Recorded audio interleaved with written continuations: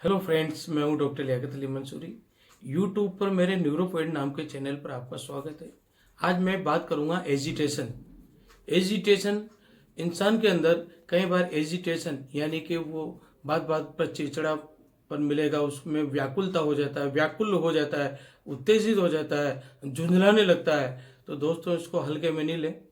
कई बार हमने देखा है कि हमारे बच्चे बात बात पर चिड़चिड़ाने लगते हैं और उत्तेजित होने लगते हैं, गुस्से में होने लगते हैं, व्याकुल होने लगते हैं।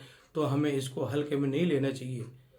बच्चों या किसी भी परिवार के सदस्य पर ये ध्यान रखें कि ये व्याकुल क्यों हो रहा है या उत्तेजित क्यों हो रहा है या इसके अंदर एजिटेशन कहाँ से आ गया है, क्यों आया है। तो दोस्तों, इसके अंदर कई बार बेचैनी की भावना होती है। किसी दूसरों के द्वारा बच्चों को या इंसान को, महिला पुरुष को उकसाया जा सकता है, या उकसाने के बाद में आपने देखा होगा इस तरह के केस में कि किसी को किसी तरह की कमी बताकर या कोई आरोप लगाकर उसको उकसाया जाता है। ऐसे में इंसान, बच्चा उत्तेजित होता है, गुस्से में होता है, व्याकुल हो जाता है और परेशानी में पड़ जाता है, और उसके उस झुंझलाहट को हम समझ नहीं पाते हैं। तो दोस्तों, कारण क्या क्या हो सकते हैं मैं आपको बता दूं कि पहला कारण है काम का तनाव। अगर बच्चा छात्र है और उसके अंदर पढ़ाई, उसके पास पढ़ाई का बहुत बड़ा दबाव है, तो ऐसे में वो एजिटेट भी हो सकता है, या किसी किसी उसके साथी के द्वारा सताया गया हो या किसी तरह से उसको उकसाया गया हो, ऐसे में वो एजिटेशन का शिकार हो जाता है। या परिवार का कोई भी सदस्य, महिला पुरुष, किसी के द्वारा उकसाया गया हो या उसको किसी भ्रमजाल में फंसाया गया हो, तो उस तरह की जब उसको वातावरण उस तरह का नहीं मिलेगा तो वो एजिटेट होता है, व्याकुल होता है, परेशान होता है, झुंझलाने लगता है।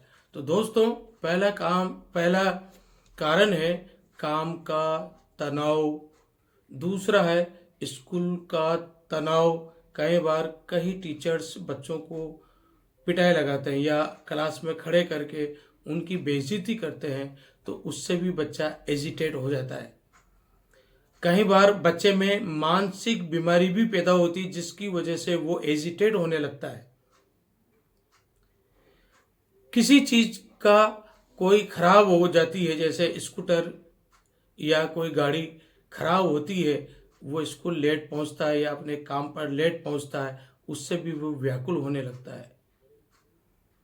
कई बार वो डिप्रेशन में होता है, उसकी वजह से भी वो एजिटेट हो सकता है।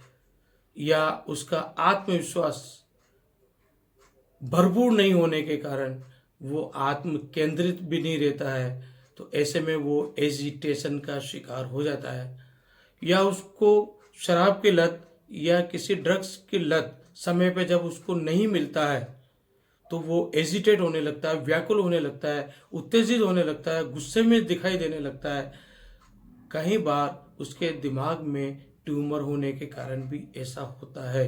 ट्यूमर होने से उसके सिर में भयानक सूल जैसा दर्द होता है और वो एजिटेट हो जाता है, ये क्या हुआ।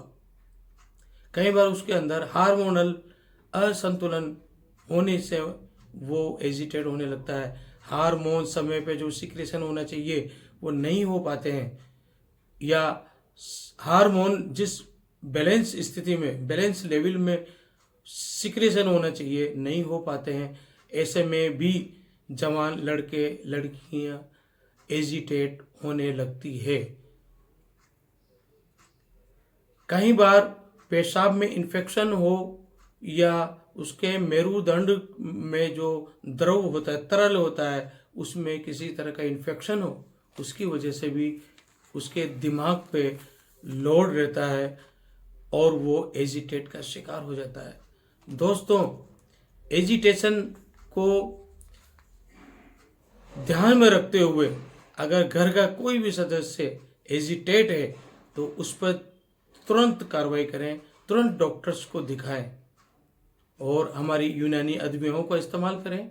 हमारे यूनानी दवाइयाँ बहुत ही अच्छी कारगर हैं दोस्तों। इसके लिए मुझे संपर्क करें। मेरे संपर्क नंबर 9414326317 है। दोस्तों, जिन्होंने अभी तक मेरे चैनल को सब्सक्राइब नहीं किया है, यूट्यूब पर जाकर मेरे न्यूरो पॉइंट नाम के चैनल को सब्सक्राइब करें। Thank you.